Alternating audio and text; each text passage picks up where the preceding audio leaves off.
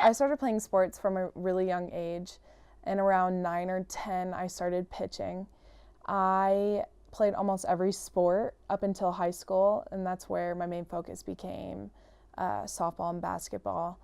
I don't really remember a time when I wasn't playing sports because it consumed my life. I spent most of my time on the court or on the field because if I wasn't the best, then I was not happy. And I guess that is just the blessing and the curse of being an overly competitive person. I guess I didn't realize really how important this sport would be, and more specifically pitching would be to me, until I started my recruiting process. It's like something clicked and I realized that I could get college paid for and do something that I love. I went on multiple recruiting trips around the US and I was so surprised when I fell in love with Regis. Coach gave me a call at near the end of my junior year of high school, and she made me an offer and I took it immediately. And I'm so happy I did. Freshman year of college, sooner than later, I realized that it was a completely different ball game. The demand of school and softball got to be too much at times. I was starting as a freshman, which is what any athlete would want, but the competition level at D2 was a huge step up than what I was used to. In high school, I had no idea what mental illness actually meant. I never really took the time to educate myself or understand exactly what it was because I felt as though it didn't concern me. It is really difficult to understand something you can't see or touch. I just definitely didn't think that I was gonna have to deal with that.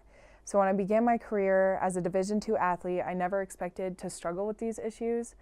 I was living out my dream, and all of a sudden, I started to become extremely anxious and extremely unhappy.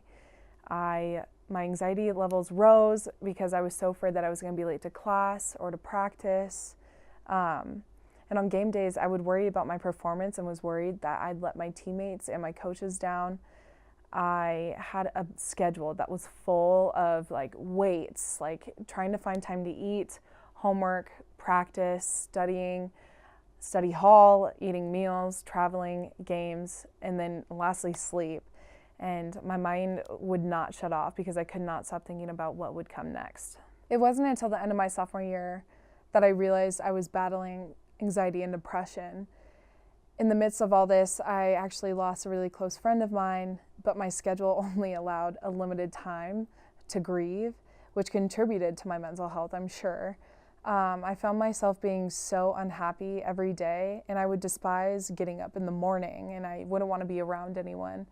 I would just go through the motions, and I would try to sleep as much as I could. I felt empty, and I felt depleted. And feeling this way while also trying to perform in the classroom and on the field was one of the most difficult things I think I've ever done. I was really confused and in denial about the way I was feeling because I had a good family. I was attending a great school. I had supportive friends, and I was starting on the field. And I didn't understand why I was so unhappy. So I opened a communication with my family, and they really pushed me to go talk to someone, and so I did. But as I was sitting in the waiting room, I was thinking to myself, oh my goodness, I'm one of those people, I'm weak, I feel weak, why am I here? But I couldn't have been more wrong. So after the first time I went, I fell in love, and so I kept going back, and every time I felt a little bit lighter, and it really actually helped me being able to talk to someone and receive feedback. After a while, my counselor suggested I go on some medicine, antidepressants, and that stigmatized cycle kind of started all over again for me. But I realized that I wouldn't be able to overcome my depression and anxiety without them because there was an actual chemical imbalance in my brain. I've been on meds for about 5 months now, and I can truthfully say that I can see light and I can see happiness. I do still struggle with being comfortable in my own skin and my own body, but I do have a greater appreciation for myself, and I know what I'm capable of. I never realized that I put my own stigma around mental illness, but after experiencing it myself, I no longer look at it as a weakness. So many people face mental illness, and I just want them to know that you're not alone and it is okay to seek help.